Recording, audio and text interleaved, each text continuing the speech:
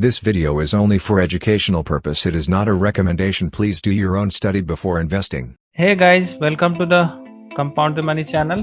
And आज हम लोग देखेंगे लाइक 1 सितंबर से बहुत सारे रूल चेंज हुए हैं मार्जिन रिलेटेड, राइट? सो आज हम लोग देखते हैं कि ट्रेडिंग मार्जिन पे क्या क्या इम्पैक्ट होता है, राइट?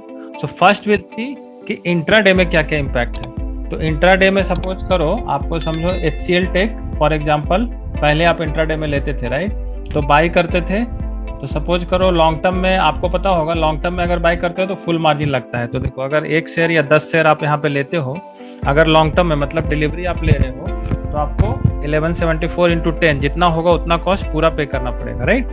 तो पहले क्या होता था 1 सितंबर से इसका 10% ही देना पड़ता था, किसी किसी स्टॉक में 15% देना पड़ता था, समथिंग लाइक दैट। बट अब क्या सेबी ने फिक्स कर दिया है कि irrespective of the share price आपको 20% अपफ्रंट मार्जिन मेंटेन करना ही पड़ेगा। तो इसको सेम को आगे आप इंट्राडे पे क्लिक करोगे तो देखो 1174 का जो 20% होता है विच इज 2349, तो उतना आपको पेमेंट करना ही पड़ेगा इंट्राडे के लिए।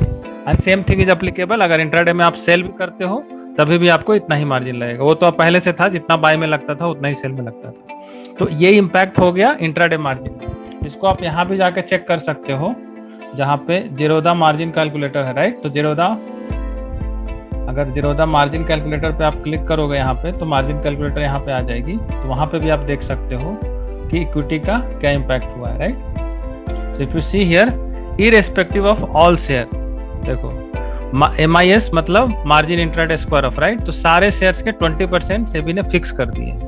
पहले ये चेंज होता था, किसी में आपको 5x, जैसे अभी 20% का मतलब 5x, मतलब आप 10,000 रुपये में 50,000 रुपये का शेयर खरीद सकते हो इंट्राडे में, या 20,000 रुपये है तो आप 1 लाख रुपए तक का शेयर खरीद सकते हो।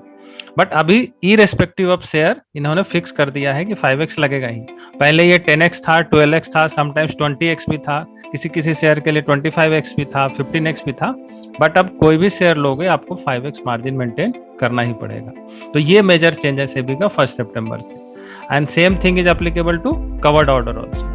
MIS कवर ऑर्डर सिमिलर होता है तो उसके लिए भी आपको ये इम्पैक्ट है। अब देखते हैं कि फ्यूचर एंड ऑप्शंस में क्या इम्पैक्ट है इसका। सो बेसिकली देखो, पहले जब फ्यूचर लेते थे हम लोग तो रिलायंस का समझो आपने डिलीवरी में बाय किया तो ऑब्वियसली 23488 का चल रहा है तो पूरा शेयर लेना पड़ेगा।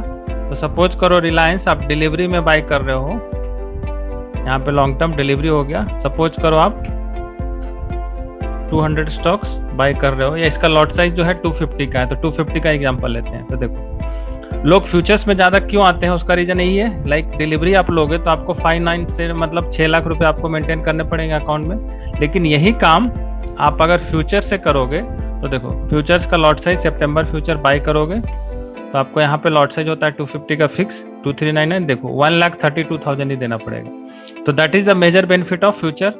मतलब कैश मार्केट से लोग फ्यूचर में आने का रीजन तो यही है ना बेसिकली, तो वहाँ पे 6 लाख आपको मेंटेन करने पड़ेंगे अगर आपको 250 शेयर्स लेने हैं रिलायंस के। बट यहाँ पे 1,32,000 में ही काम हो जाएगा। प्लस दूसरा क्या था कि सेम फ्यूचर को आप जब MIS में पहले करते थे बाई, तो MIS में और कम लगता था। जैसे 132 है, अगर आप इसको MIS कर देते थे 1 सितंबर के पहले तो यहाँ पे लगभग 1 लाख ही लगता था। उसके पहले 60,000 ही लगता था जब 50% मार्जिन था। फिर 75% किया सेबी ने, फिर जाके सीधा इसको 100% कर दिया। मतलब अभी आप फ्यूचर्स को इंट्राडे में ट्रेड करो या ओवरनाइट ट्रेड करो, उसमें कोई डिफरेंस नहीं है। सो ये मेजर चेंज हुआ है इन टर्म्स ऑफ फ्यूचर्स। ये फ्यूचर्स के बारे में हो गया, क्या रूल अप्लाई हुआ। सो दैट मीन्स फ्यूचर में आपको कोई भी एक्स्ट्रा मार्जिन नहीं मिलेगा अगर आप इंट्राडे में कर रहे हो। जो चार्जेज ओवरनाइट के लिए है वही आपको इंट्राडे के लिए भी है, करेक्ट? अब देखते हैं ऑप्शंस में क्या है इम्पैक्ट। तो ऑप्शन बाइंग में एज सच कोई ज्यादा इम्पैक्ट नहीं है, क्योंकि ऑप्शन बाइंग अगर आप समझो 2400 का कॉल बाई करो 64 रुपीज में, तो प्रीमियम तो पहले भी देना पड़ता था, अभी भी देना पड़ता था। तो वो प्रीमियम आप ओवरनाइट लो तो भी 16,000 ही देना पड़ता था, और MIS में भी जब लेते थे तो भी 16,000, पहले भी यही था और अभी भी यही है। तो ऑप्शन बाइंग में एज सच कोई चेंज नहीं है।